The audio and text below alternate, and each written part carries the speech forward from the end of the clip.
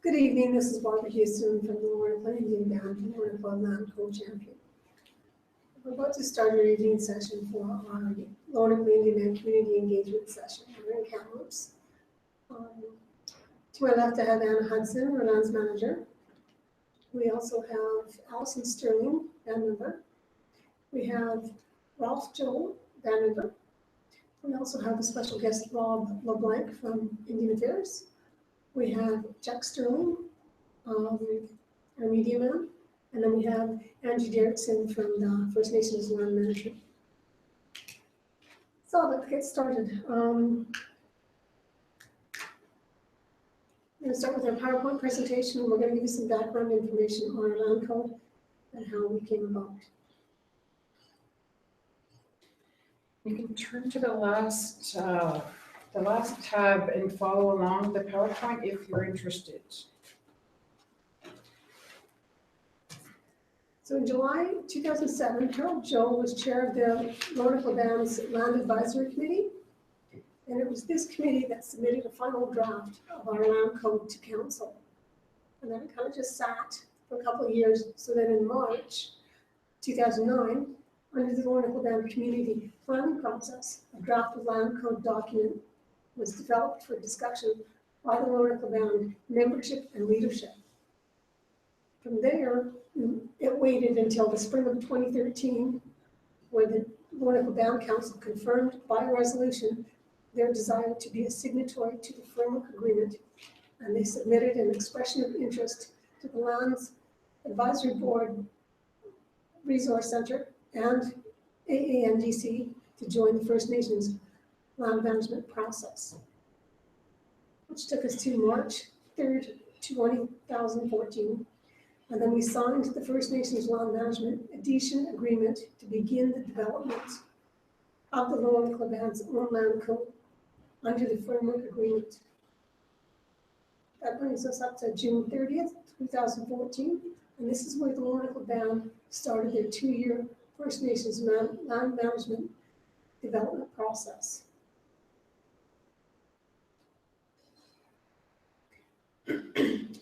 So this is the Lorne Band taking control of their land governance. So as a signatory to the framework agreement, Lorne Band's role is to, number one, develop a land governance system by creating its own land code, replacing 32 land management sections underneath the Indian Act. We're going to enter into an individual agreement with Canada, and we're going to identify what will be transferred into Lorne Indian Band's control, as well as develop a community ratification process, CRP, that the membership will need to vote on with the land code and the individual agreement. So the overall concept of this Lorne Band's process is we develop the land code. We also define the community ratification process, which is your CRP.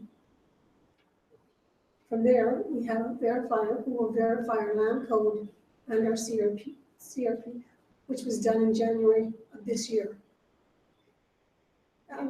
First Nations Indian Affairs, or AANDC, they provide information to the band, and from there, Lorne Indian Band and the AANDC develop an individual agreement. And that again was done in January of this year. From that process, we move into Chief and Council, as well as AANDC initial off on the individual agreement. We're hoping that'll take place in the next 2 weeks. And we're hoping that this will take place in the next 2 weeks. Because from there, we're going to look at getting ready for a community vote on the land code and the individual agreement.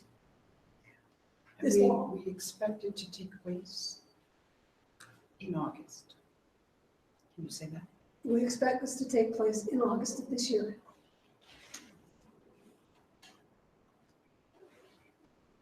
The roles and responsibilities in this development process are: the role of the Lorne Band is to develop the land code, negotiation and completion of the individual agreement, membership engagement, the development and the implementation of the community ratification process. the Lands Advisory Board. They are an elected political body who supports First Nations such as Lower Nippa in accordance with the Framework Agreement. First Nations Land Management Resource Center. They are the technical support for the development and operational communities. The verifier is an independent person who is jointly appointed by the band and Canada to monitor and confirm that the Land Code and the CRP are consistent with the Framework Agreement. We have a ratification officer, and they're responsible for overseeing the conduct of the ratification vote, and that they have all the powers necessary to carry out that responsibility. Aboriginal Affairs and Northern Development Canada, they negotiate and they do the negotiations and the compilation of the individual agreement, as well as the various appendixes in the individual agreement. NRCan, or Natural Resources Canada, they research the compilation of surveys for the land description report, because each reserve for the Lornica Band needs to have a land description so that we can identify which lands are ours within our land code. Can you say where they're available? These are available on our website, and our website is LNIB.net. So you'll find all the information on the /land-code-board. /LNIB.net/land-.net. Land-code.vote.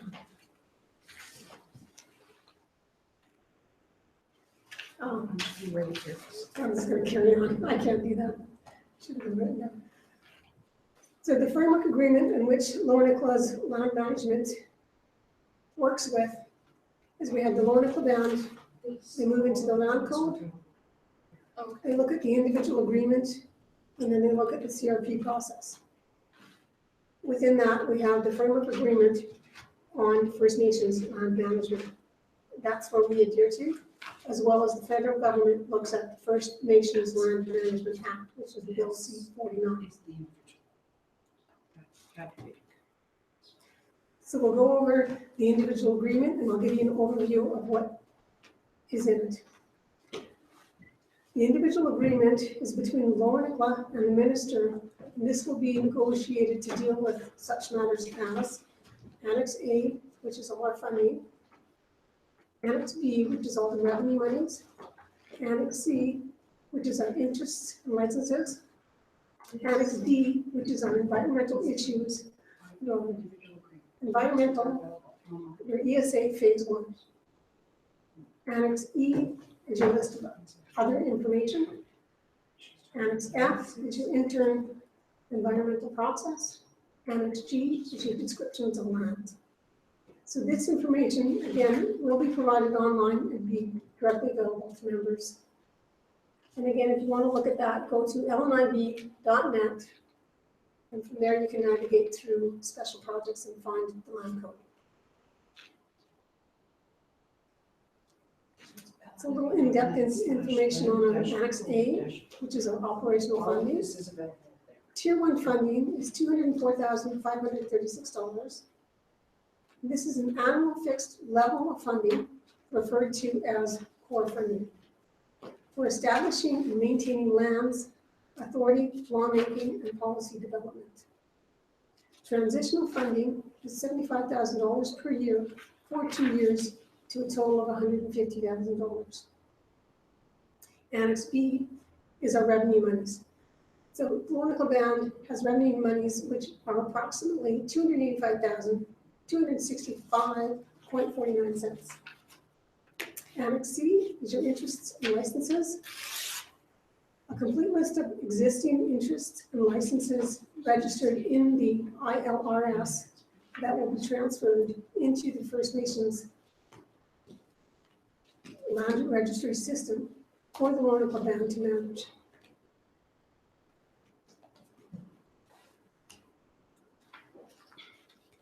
So we look at our Annex D, and these are your environmental issues.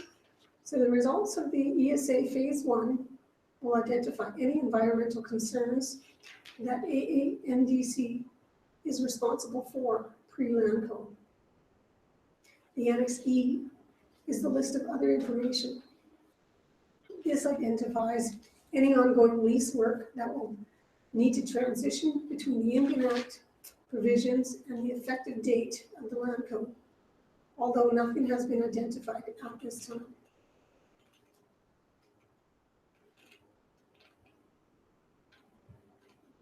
Annex F is the interim environmental process. This is the process that's used until Lornicla Indian Band enacts its own environmental law. And Annex G is the description of our lands. This is the legal description of the Lornicla Band lands to be managed under the land code.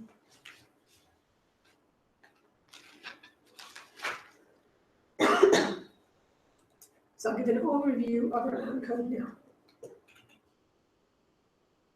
The development of the jurisdictional structure for the management of the Lornicla Reserve land base. So part 1 of our land code deals with preliminary matters. Part 2 is the Lornicla Band's legislation. Part 3 is our community approvals. Part 4 are the band's interests in land. Part 5 is about protection of our land. Part 6 is our land administration. Part 7 is our accountability. Part 8 is all about dispute resolution. And Part 9 is about other matters. And then within this land code, we were always looking for ongoing community input, as this is a community-driven land code, so that this is a document that we own because we created it and we voiced what we want to be in it, as it's important to all Lornicla Band members. So when we look at part 1, we look at the preliminary matters. This introduces the land code and defines how the document should be interpreted. This includes a description of important terms that are used in the document. This asserts the Lornicla Band's authority to govern and explains where the authority comes from. This explains the purpose of the land code, as well as this describes what lands the land code applies to, the reserve land description.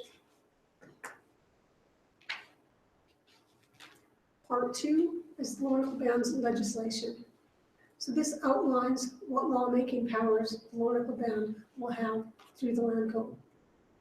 This introduces the community engagement process and the community approval process. This outlines the who, what, where, and when, or how new land laws will be introduced, created, and implemented, including where new land laws will be published, when they will take effect, and how they will be enforced. Part 3, we look at our community approvals. This defines the rights of our eligible voters. This introduces the community engagement process and community approval process, which includes the procedures for community input and approval for ordinary laws at a meeting of members, and also references the special processes required for a certain specified law and regulation, i.e. allotment of First Nations land, spousal property laws. This again outlines a process to implement how Lornicla law and the ratification process and procedures, including approval thresholds for passing laws and other matters, such as the development of a heritage site, amendment to the land code, or any other matter. That brings us to part 4, and part 4 is the interests in land. This relates more to the operation of the First Nations land administration and how it will address existing interests. For example, your CPs and customary traditional interests, and new land related interests, for example, CPs or allocations. This defines that there will need to be written documents, standards created, and that consent will be necessary to process any granting or disposing of assignments of land. This defines the rights of CP holders and the procedure for canceling a CP, the transfer and the use of a CP, and the situation where a CP holder ceases to be a member. This also defines the limits on mortgage and seizures, access, upon death, and the principles for spousal property law. This will be made into a matrimonial real property law.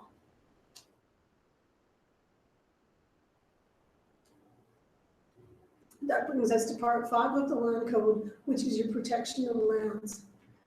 This is dedicated to ensuring reserve lands are protected and remain under the Lower Nickel Band's control. Outlines for some of the key protections under the Land Code are the special conditions by which Lower Nickel could expropriate land only by community approval through a ratification vote, and the conditions for calculating compensation, but also the rights that may not be expropriated. This defines the process to protect heritage sites and ensures no development or amendment can be made into a land use plan to get rid of a heritage site created under the Lower Nickel law. This outlines the process and requirements for the Lower Nickel Band to exchange land with another party, for example, Lower Nickel, the province, and the federal government, to the conditions to receive land, such as the need for an appointed negotiator, freedom of receiving additional compensation for land in trust, and federal commitment to add any lands to the existing reserve base. We have heritage sites already. No, but can you think of any? What's on the 9 reserves? Can you think of any heritage sites? If we want, What qualifies as a heritage? let's go, that's a great question. We're gonna start with definitions. So for any question you have like that, we go to definitions first. So heritage site is got to be defined, isn't it? Why don't I see a definition for heritage site?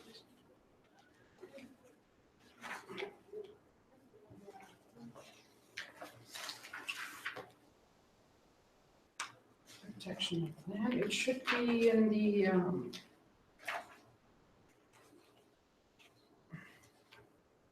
I don't know why heritage site isn't defined. Can anyone help me? Why it isn't defined? It's under part 5, section 29, I can see it, but page 32. it's not defined in the definitions, which I thought it would be. What's another word for heritage site?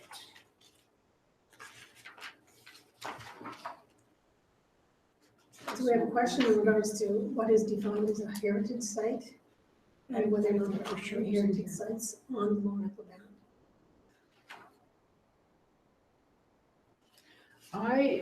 Allison, I will get back to you on that. I thought we had heritage site in our definition and I would have started there. But I know that whenever we have one, we come for community approval first. And then once they're given approval, you can't, you can't unapprove it unless the community says it's okay. And in order for the community to say it's okay, we have, does anyone know how many eligible voters we have? We have 1,200 members and 955 of them are eligible voters because they're of 8, they have to be 18. When we do things at community meetings, we need 10% to show up at a meeting. So I always say, how many people? 96. When's the last time you've seen 96 people at a meeting? So that's the question we're gonna work with. We're gonna use new technology, things like showing up online and things like that to get people to vote. We're in the new millennium. We're gonna get us there, but we need community participation. That's what our big hope is. So there's our side thing, but we'll have to work on the definition of heritage site. I really thought it was in the code. So. All right. That brings us to part 6, which is the land administration. This establishes the land advisory committee. and defines the composition, eligibility requirements, selection method, the term of office, and dealing with vacancies. This defines how revenue monies from lands will be handled, from fees, leases, etc. This also defines the process for obtaining approvals for registration of land. This is your leases, permits, and licenses. And this also is how it's captured through the First Nations Land Registry System, FNLRS. And a duplicate register if directed, i.e. LNIB uses Truvian at https://lnib.trubian.com. This brings us to part 7, which is all about accountability.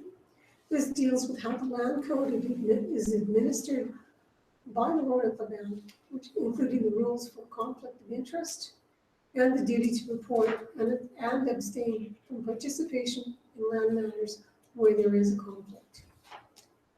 This outlines the requirements for financial management, audit, and how financial reporting will be conducted. This establishes separate laws. This establishes separate lands, bank accounts, signing officers, bonding, signing authorities, and the adoption of the fiscal year for operations and reporting. This provides specific rules for a year-to-year lands budget, financial policy, including the members' rights to access information and the coordination and roles responsible for creating and making audits and annual reports public to membership. Part 8 is our dispute resolution. This section is created to enable all Roanoke Band members to create its own process for addressing land disputes. For example, Roanoke may create a process under the land code that establishes a dispute resolution panel to resolve disputes in relation to lands, or a process where members could come to some resolve by way of an informal dispute resolution process. This sets out the powers for the adjudication process, including procedures, decision-making, and appeal procedures. This brings us to the last portion of our land code, which is called Part 9, Other Matters. This section defines 4 or more items to address common issues, such as liability. And liability is the need for director and officers insurance for the land committee members. Offenses and enforcement. This is what are offenses and what is the penalty, as well as amendments to the land code. This is the process for amending this land code, as well as commencement. This defines the date that the land code will come into effect. This brings us to the overview of our community ratification process. The land code and the individual agreement must be successfully ratified by voting members of the Roanoke Indian Band, and the CRP will outline the requirements of the voting process.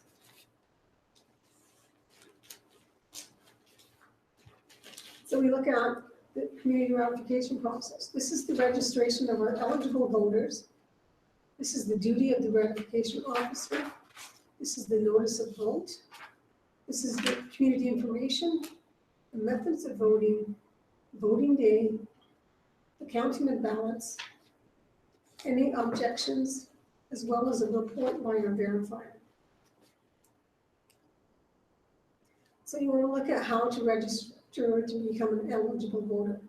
This provides the details and the instructions regarding the initial list of Roanoke Band voters, the mailing registration forms to our voters, how members can register, and when band members can register.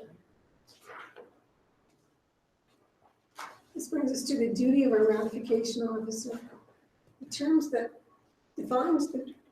this defines the role of the ratification officer: accepting the appointment made by council, general responsibility to oversee the vote, appointment of assistant ratification officers, and delegation of duties, the appointment of an acting ratification officer,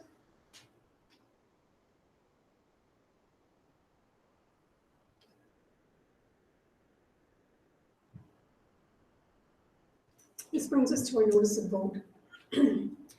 This guides the communication of the notice of vote to membership. The verifier will publish the notice in local newspapers. Information contained in the notice includes the date, place, time of the poll on voting day, date, place, time of the poll on advanced voting day, the ballot question, registration procedures, instructions for obtaining documents, the ratification officer contact information, as well as information on your voting options. Community information. This describes what vote-related information council will send to all members and registered, and how and when it will be sent.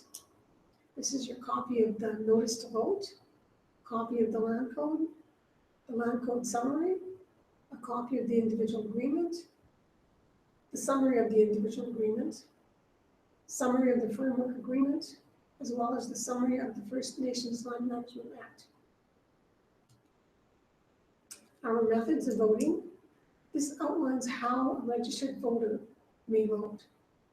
1, electronic voting. This is with the potential of both web and touch-tone phone. We will have mail-in votes. We will also have in-person voting at the polling station.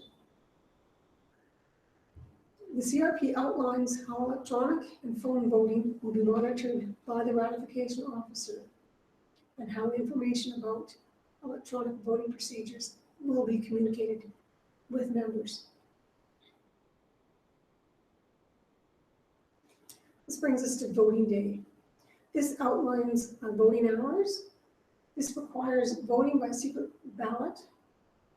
This sets out the duties of the ratification officer to open the poll, monitor voting and the voting list, assist voters to register, maintain an orderly voting process.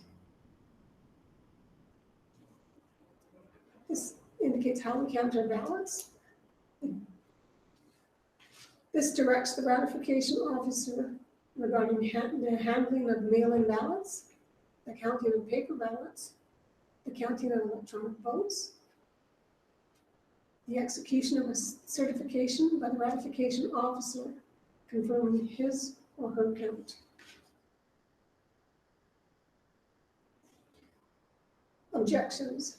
This section is created to enable eligible voters to file an objection with the verifier, a requirement of 8.2 of the framework agreement. Objections are regarding the violation of the ratification process, and if the result of the vote would have been different if the violation had not occurred.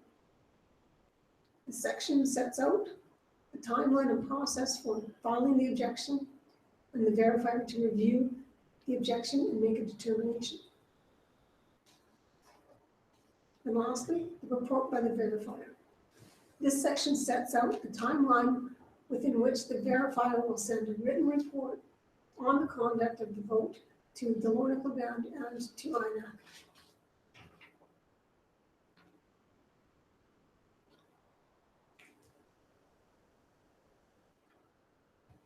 This brings us to our community engagement process. Our objective with this community-driven project is we want to make sure that members have an opportunity to give feedback on the land code and the individual agreement. We want to ensure members have key questions and concerns about the First Nations Land Management Act process, the land code, and the individual agreement but they are all addressed. We want members to have an informed decision-making. So we want to ensure voting members are informed about the goals, the underlying goals of the land code and the land code itself, and the individual agreement, and prepare to make an informed decision on voting day. We want everyone to participate in the decision-making process. This is just to ensure members have every possible opportunity to participate in the vote and the CRP required number of voters, which is 25% of our membership, our voting membership, that are over the age of 18, plus one more for a yes vote to have our land code go through. So when you look at our engagement process, some of us have had key roles. We have the Lower Cleveland Lands and Economic Development Team, which is Anna Hudson, our lands manager, as well as staff. Because the Lands and Economic Development Team did the coordination between council, legal, technical, lands advisory board, and communications. There's my role as the land code champion. I coordinate and facilitate community discussions, meetings, workshops, open houses, etc. I'm the key contact person for members in council. We also have the Lands Advisory Board or the First Nations Land Management Resource Center, and that would be our guest, Andrew Dirksen. And these guys give us best practices advisory, as well as resource sharing.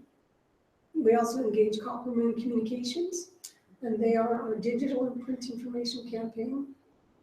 They also help us with our surveys, our land code open house, our CRP development support, and the ratification management.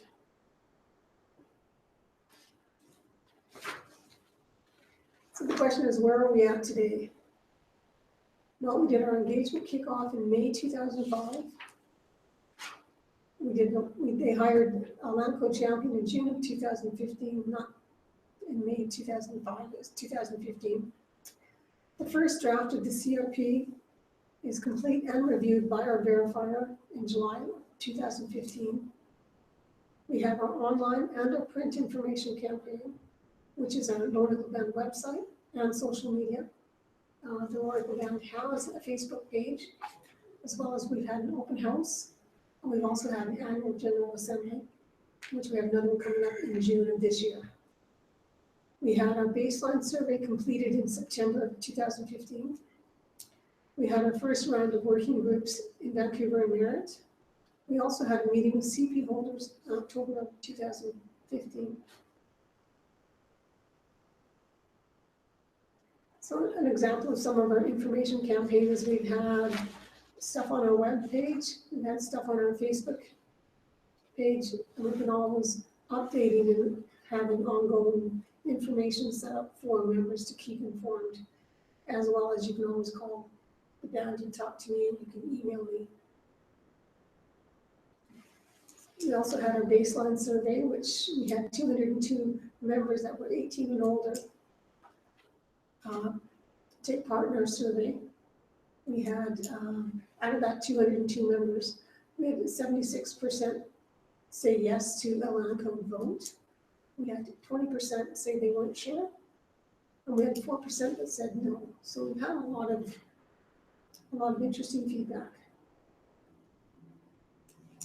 This brings us to our working groups and our CP holders.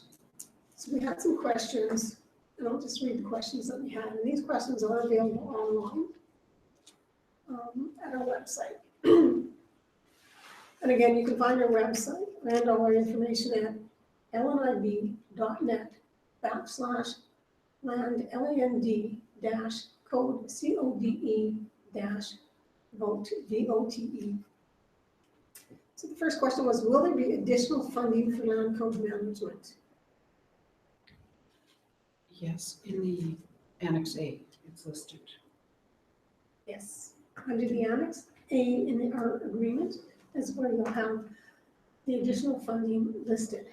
And this is available on our website, as well as on our binders that we have available for members should they want to stop by our office and pick up a land code binder so they can have a good look at all our information, as well as look at this PowerPoint. So the next question is, what do we have to give up in getting a land code for the government/crown? The land code will replace 32 sections of the Indian Act. Lower Nicola Band has asked to participate in the opportunity to become operational under their own land management process. So then that brings up the next question. What will be the hunting boundaries and territory? That will not affect any treaty rights, as the land code pertains only to lands identified code as Lower Nicola Band land.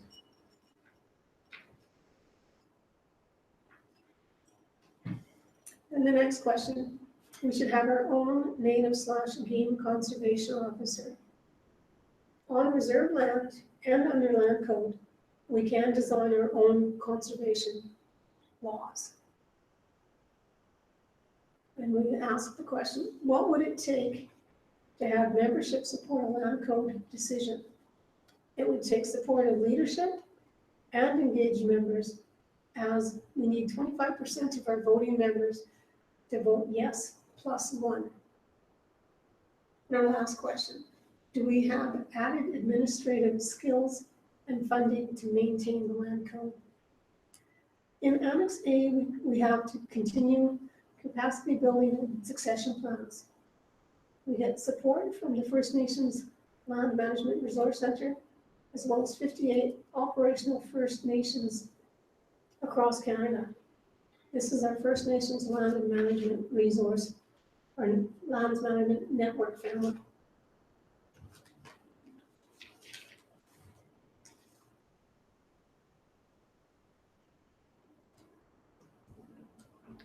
Jeff, do we have any people? There are people watching. There are two continually that have been steadily staying with us. And I think that there's at least 5 people that are watching it from the beginning that joined in later. But none of them are really commenting. So there's not much I can really say about it. Cool. Just wondering. So what we have now until our vote date is we want to be meeting with family representatives, a development committee from 2009 to review the land code and the individual agreement.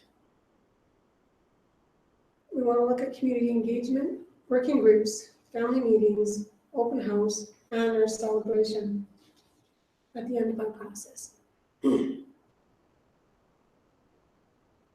Our last words. For a successful vote, it's important to have leadership support and an active role in the engagement process, which is why we've been doing all these events to get members more engaged in this process so that they are making an informed decision when we go to land code vote. So myself, Anna, as well as Angie Derrickson, and everyone on our land code team, we're all available to answer questions, provide resources, and support the Lower Nicola Band in this process. Our ratification vote is expected to be in summer of 2016, which is August of this year. We're looking at having a date in August. And if anyone has any questions or discussions.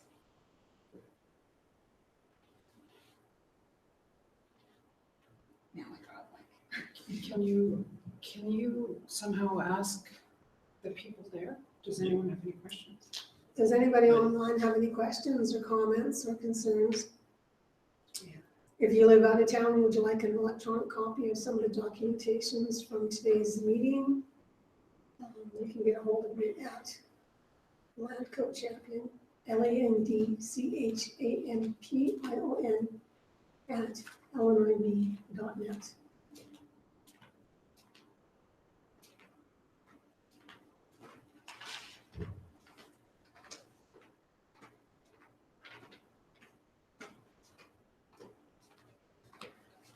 Just sign in.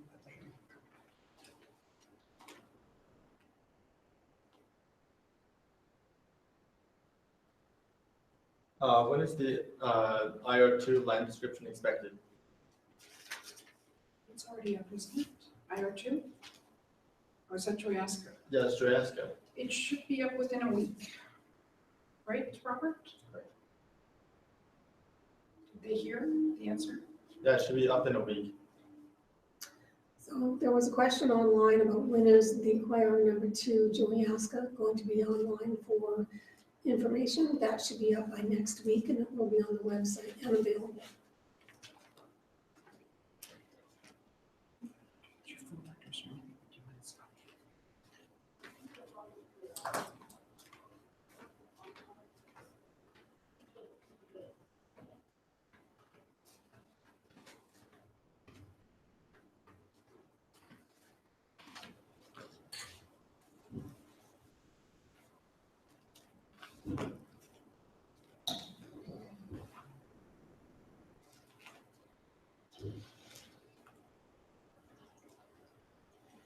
Okay, so just as a point of interest that maybe that I reckon other people will ask anyways is like what benefit does most people have from having the land code pass?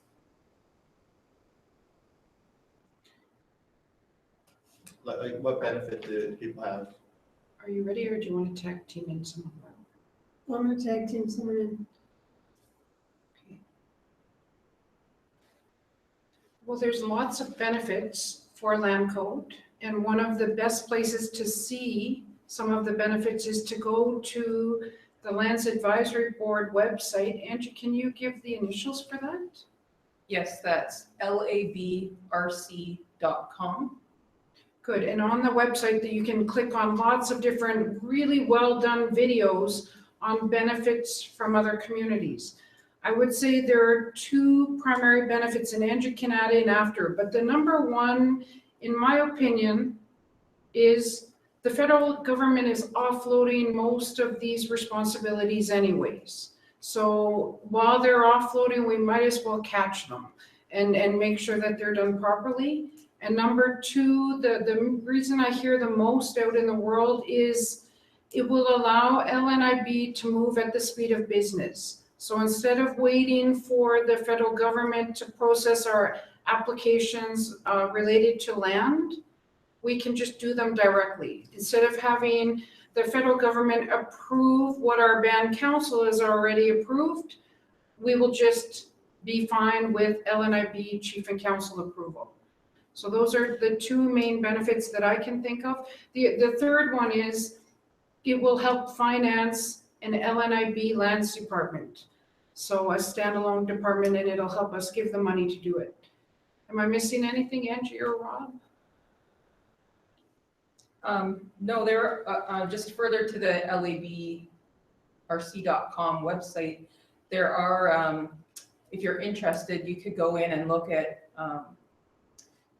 our annual reports, or there's a KPMG case studies reports, and those show, what they do is go back and do studies on operational First Nations, and it shows how they've progressed from under the Indian Act to now under their operational land code. So those are really good reports if you want some statistics on how First Nations have moved through their implementation.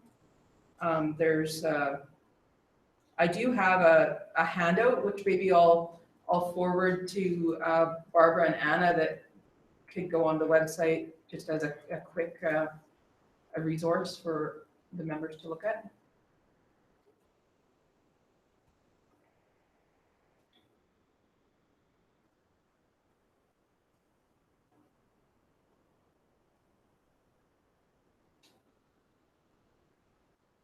So the land code is not chief and council. Right? It has, it's the people first, then there's a land management advisory committee, and it is chief and council. So chief and council does have a big role, but so does the land management advisory committee, so does your land manager, and so do the people. So any substantive change has to go for community approval. We set the benchmark high, like 10% have to come to a meeting when we want to do something big. When we do spousal property laws, 10% have to vote on it.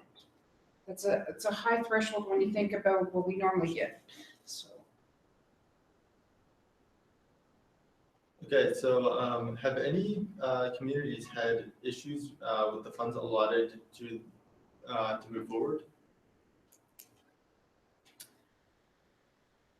In my opinion, the land code is not for everyone. It is for bands that have their own access to resource and economic development. With that in mind, land code is for LNIB because we're not only relying on the federal government to give us funding. With the land code, we'll be able to develop our own initiatives for funding and our own, like LNIB has the resources, we'll be able to access the resources in a sustainable manner. So I don't know if anyone's had particular problems. LNIB will not have problems because we are, any way you look at it, we have pictorial developments coming. We have amazing things coming down our economic pipeline. So I feel every confidence that finance, we're not even going to be dependent on the federal government's financing. So Angie, you want to add? Or? Robert, you can add, you can talk. Yeah, so there is a memorandum of understanding that's entered into with the Resource Center, sorry, the Lands Advisory Board and INAC. Everything changes all the time. So that funding is what sets out the tier funding. So under Annex A, as identified, the $204,000. That is currently being renewed. That the MOU is coming to the end. So we are looking at the funding formula for the next round, and essentially, we've never had an MOU that has gone back in dollars. It's only increased in amounts or stayed the same. So we, that's what the annual funding is. Sorry, what's an MOU? A memorandum of understanding. Okay. Yeah, and that's for the identifying the tier levels for operational funding for the annual. It's only the next A. Budget. And in the first 2 years, as it was mentioned under Annex A, there is the additional $75,000 per year, and that is meant to help implement the land code, start up your office, and start to develop any laws that are required under the land code.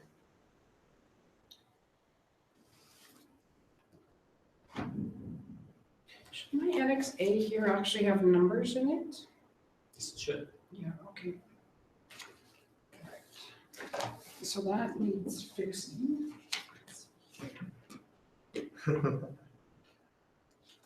Yeah, they should.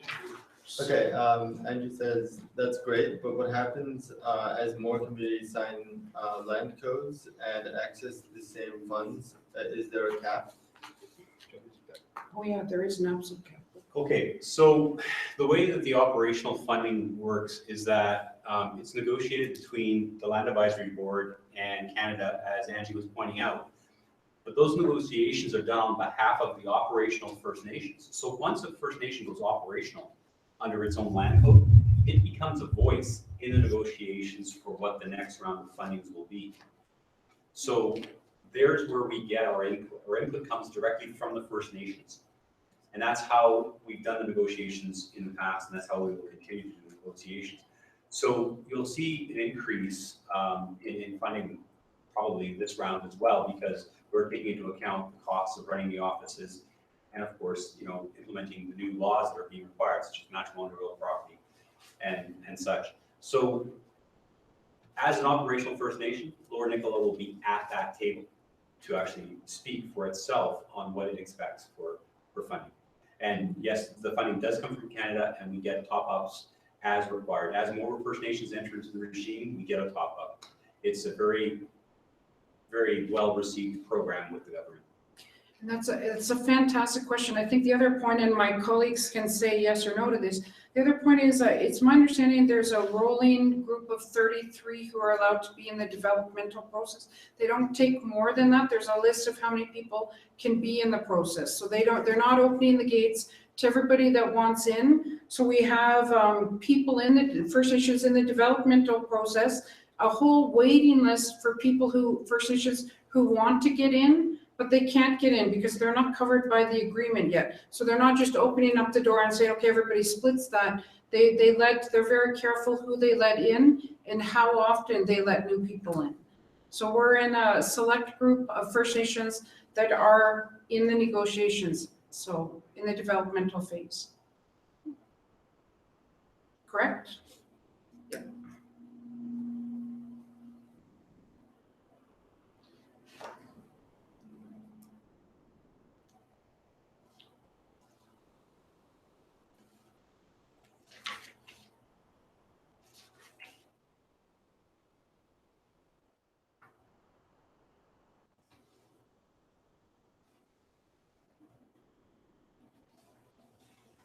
Um, this one's for me, actually. How long does it take currently to like resolve an issue like with the current system, and how will that change when we implement the land code?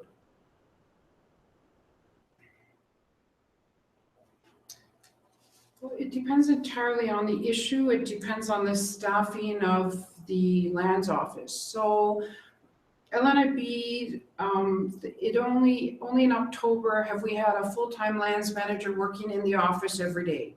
So that's new and exciting. LNIB is just bringing on people like you, which is new and exciting.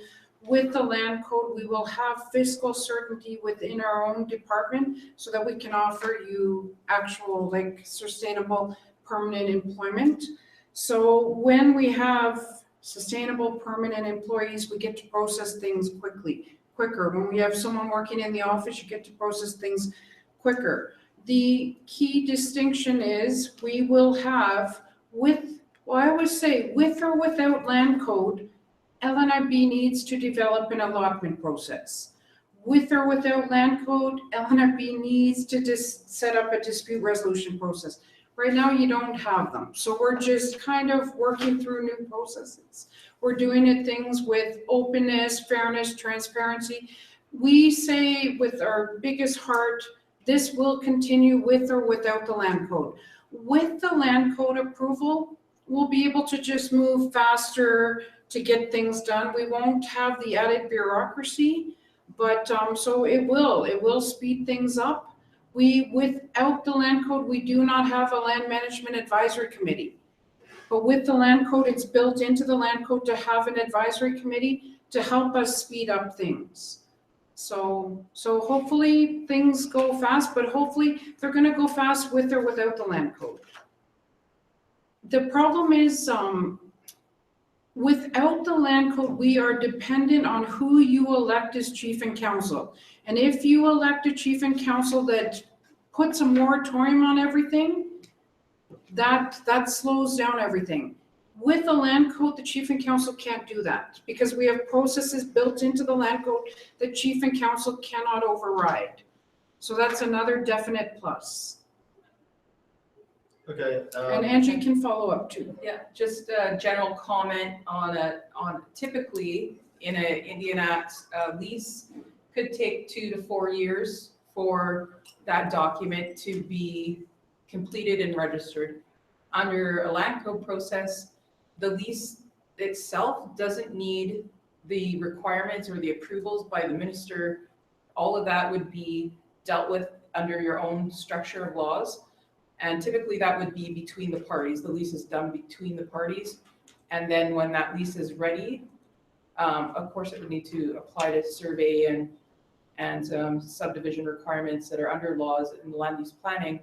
But once that is done, it can take the lease itself for registration in the First Nation Land Registry could take 2 days to a week for registration, depending on the workload of the lands office. So just that in itself is a huge a huge change. Under land code, land designations on community land are no longer required. Health is another change where your land use plan would take over what a designation process would be under the Indian Act. So that's a law that will need to be worked on with your community input as well.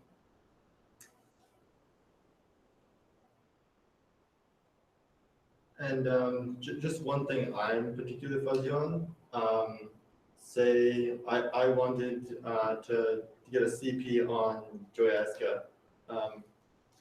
What kind of a process does that become? Because I know like we had to previously go through INAC or somewhere through the Canadian government. Who does that go through now that we're sort of disconnecting from them?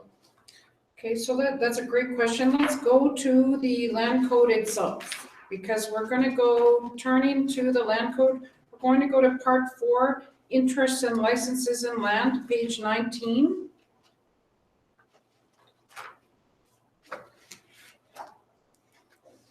In here, first of all, if we look at section 15, existing interest carryover under the land code, and number 16 is new interests and licenses.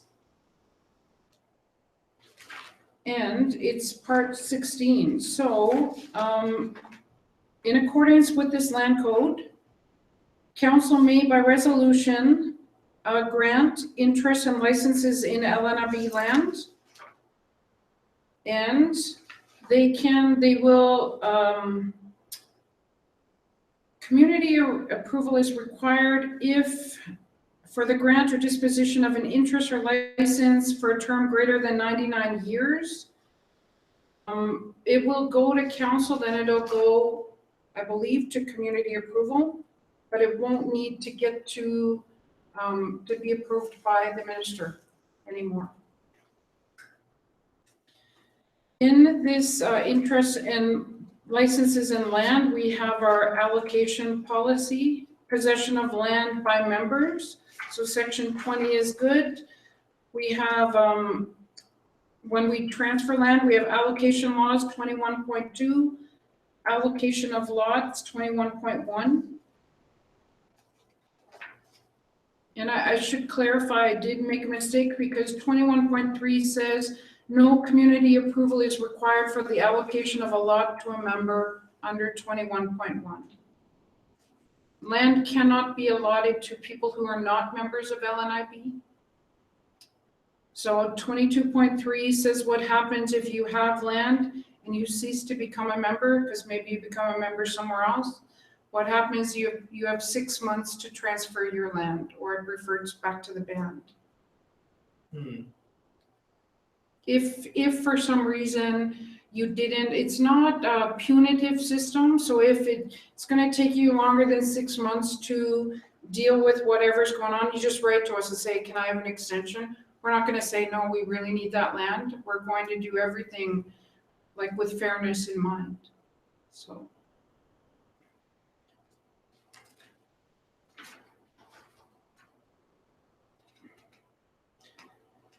There are exciting things here. Tenancy and access rights. We have trespass laws, trespass that you don't have already in a good way.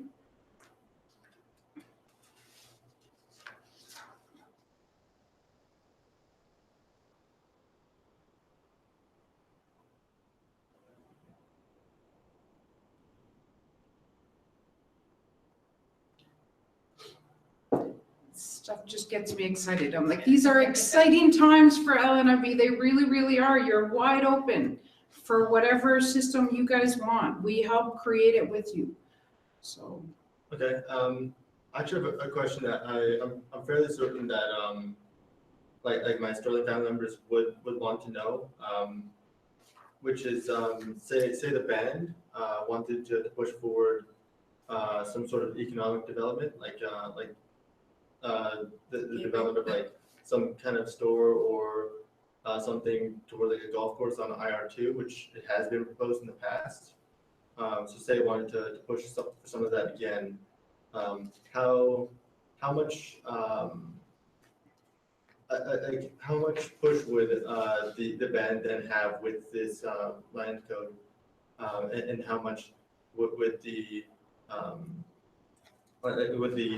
council or whatever have towards having this go through, and or like how much effect would we as a Sterling family have to say like, no, we don't want this on our land, because like we have a conflict of interest. Does that affect us from saying, no, we don't want this in our backyard?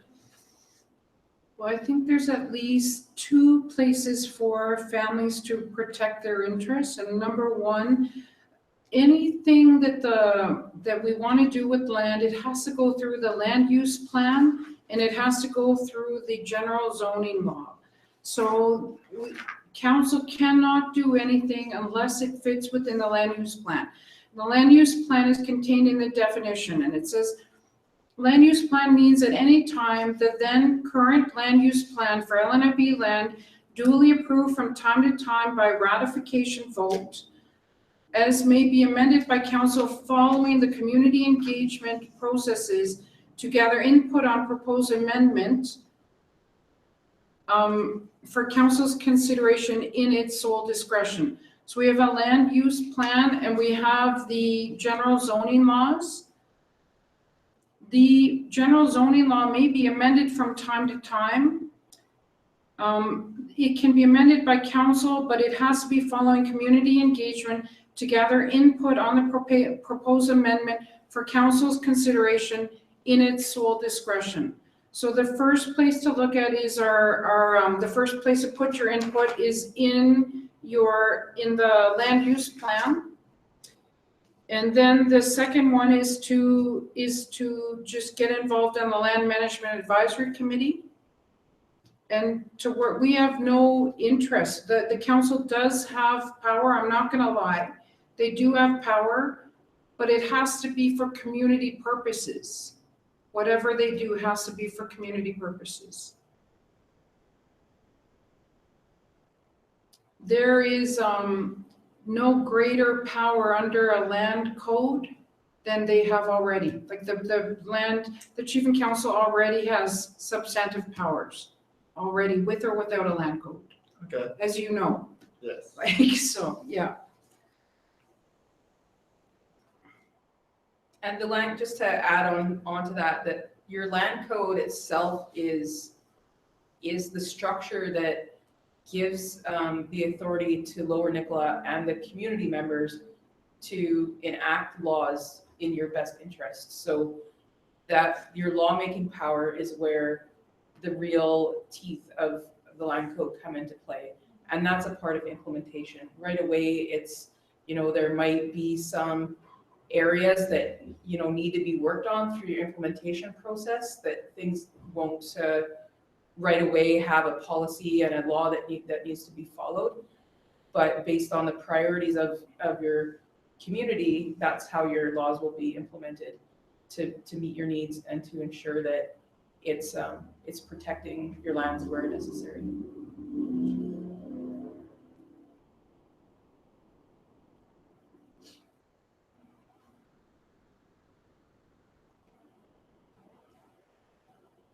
Good questions. Yeah. Well, like all these kind of hit close to home, so that's why I'm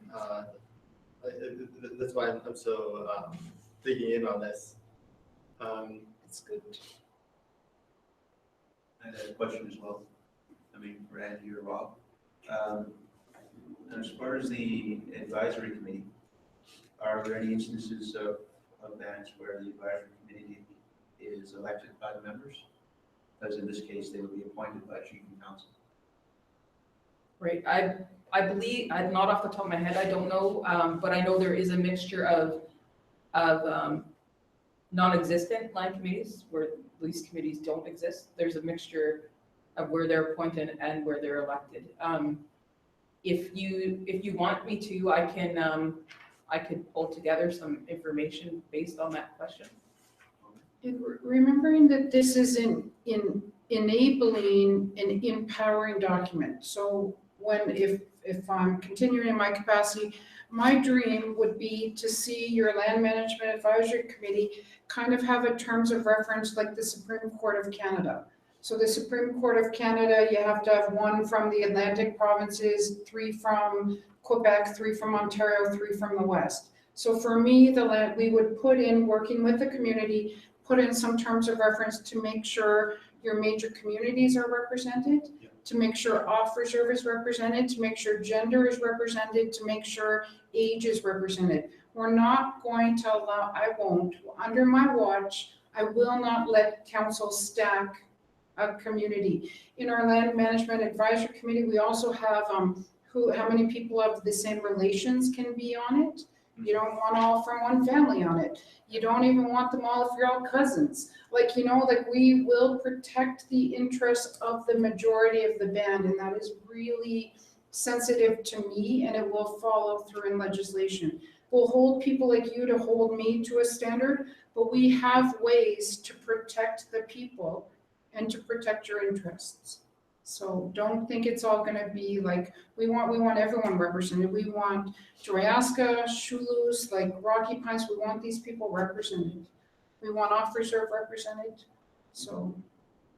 Other young people, so. And that's a good point with the terms of reference.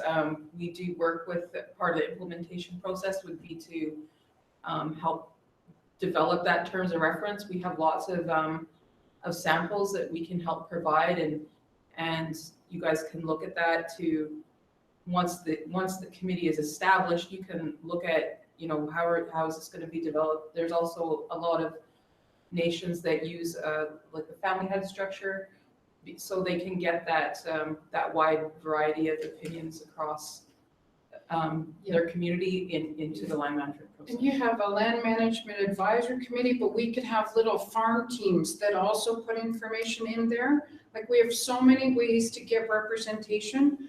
Our issue is finding the people who want to step up.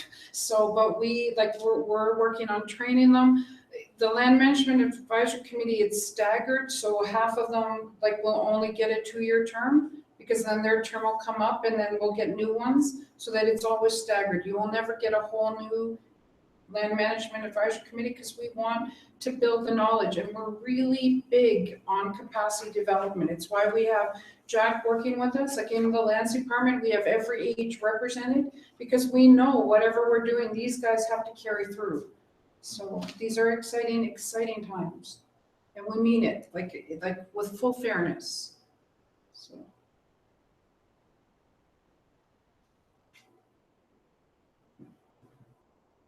I always say to Helder, you know me, Helder, I can't make a law unless it's for the people. Like, I can't, I just can't. I'll have to leave. But yeah, it's got to be for you guys, your interests.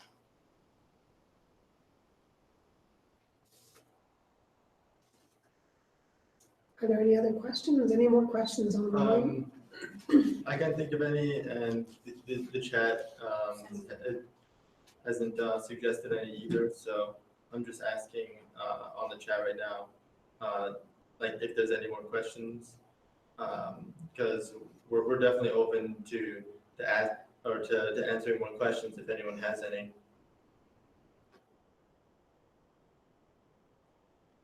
We have 15 more minutes. So. Yeah, that's for sure. And there is another session, which I'm sure Barbara's going to talk about at the end, but if you take a look through the binder and mark it up, this is your document, so mark it all up, and if there's any questions that come up once you're reviewing it, email them in.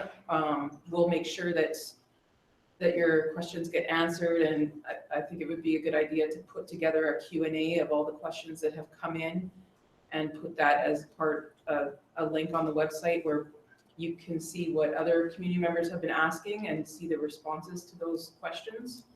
But yeah, and any other suggestions for reaching out and community engagement to ensure that your families are being engaged and asked, like, if there's something that hasn't been done that you think would be a good opportunity to get out there, please suggest it, because this is an important decision, and LNIB is doing everything they can to reach out to engage the community. So, Did I hear you say Sandra's looking for members?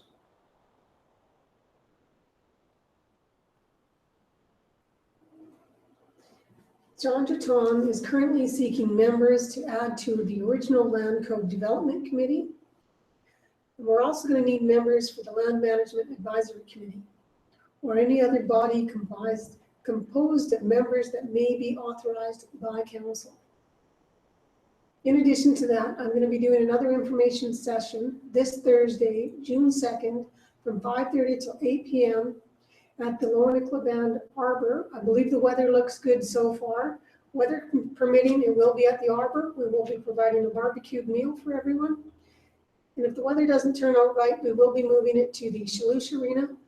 But I look forward to having all members attend this meeting on Thursday, June 2nd, 5:30 to 8. We will have more binders available.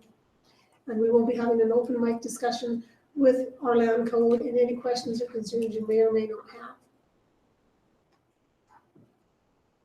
How does one apply to be on the committee? Send in your application to Sandra, CC it to me, and I'll get you in on anything. You might regret that question, but Sandra goes through them and we submit it to council. Right now, it might be first come, first serve because we don't have many people interested yet. But if we were to get a lot, I think Chief and Council would take our recommendation, we would sit and work them through. We want young people, old people, educated, formally educated, our traditional people. I need a committee to work with, so we can't do it without a committee. We need your input. So 18 plus? Yes, they have to be eligible voters, so they have to be 18 plus. But we would take, if we wanted, we could take young people on and make them ex officios or something. We have so many different ways to include people that all we have to do is just do it. So. On reserve officer. Yeah. Just Yeah. needs to be registered at Yeah. LNIB. Yeah, we've got telephones now. We've got conference calls. We've got Skype. We've got so many ways to include people that you didn't have 20 years ago. So, and we have Corbier where we have to include offers of interest. It's just right on so many different ways. So we're getting there. We're getting there across the province. So that much I know for sure. Do you think, some of these long-standing debates, like the Dennis Sam, will get resolved faster once the land code is implemented? Yes. I think right now the power is in council, and with land code, we shift the power to a land management advisory committee. We shift the power to your lands manager, and council will not be able to put on a moratorium on business like they have in the past. And so we'll be able to push them in ways we weren't able to before. So, and if a new council comes in October and they decide we don't want to deal with any of this, you know what? We won't deal with any of this. But if we have the land code, that protects you from the whims of a council that doesn't want to do much. The whims of a federal government that might not want to do much. We've got our code. Yeah, so basically, what that really means in a nutshell really is that because the people have the authority here, now we'll be able to do things that maybe the council either didn't care to do or were viewing as such an ancient issue that maybe they just don't want to get involved with something that's this long standing. Yeah. And so Dennis Sam, because I've already mentioned it, is such an easy example where say some of the Sams want to say hey guys, are we gonna deal with this issue? Who gets this land? There are 8 of us that want it, and each one of us wants a chunk. How do we divide it? And then the issue, under the current system, is if half of council are related there, then council can't even move it because of conflicts of interest. So then the land, they can't even do it. Then the Land Management Advisory Committee can kind of gently push them to get it done. And the lands manager, we are actually empowered to get things done instead of just tabling things for 62 years. So, which I think there shouldn't be allowed after 50, but what do I know? So, I said it out loud, didn't I? Anyways, so, yeah. Yep. Yeah, I think this is going to be, pretty close to the last call for like chat and stuff, like, is there any more questions? I think I'm running out here because I've asked like, what is it, 6 now? Where is that gift card? Okay. There is no cap on questions, just saying. Well, like, that doesn't mean I have questions, just keep spitting out. Just like.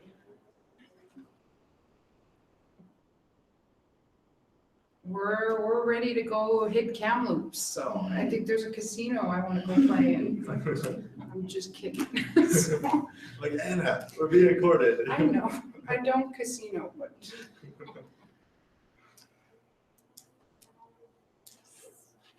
I'll reiterate, if you do want any more information on land code, go to lnib.net/land-code-vote for any more information in regards to our land code. Thank you. Thank you. Yes, I'm going to put that in chat. Again, I've done it earlier in the chat, but I will, put it back in, now one more time.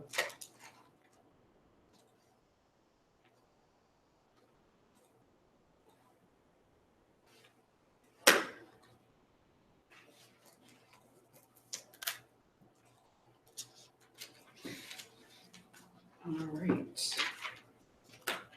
You know, I just thought of one really great thing, I think. To have a session with our youth Oh, yeah, regarding this, I think it would be really great. I think so too. Angie says, thanks, everyone.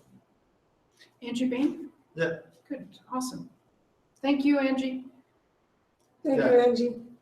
Yeah, thanks a bunch for staying through with us. And, whoever the second viewer is that's still in here, thanks to you as well. No, and we can talk about different youth strategies. So what do you think about it? Oh, for sure, that would be great. Because we could do like a teen-centered one, like in different ages. So, Yeah, good night. Yeah. 'Cause, my little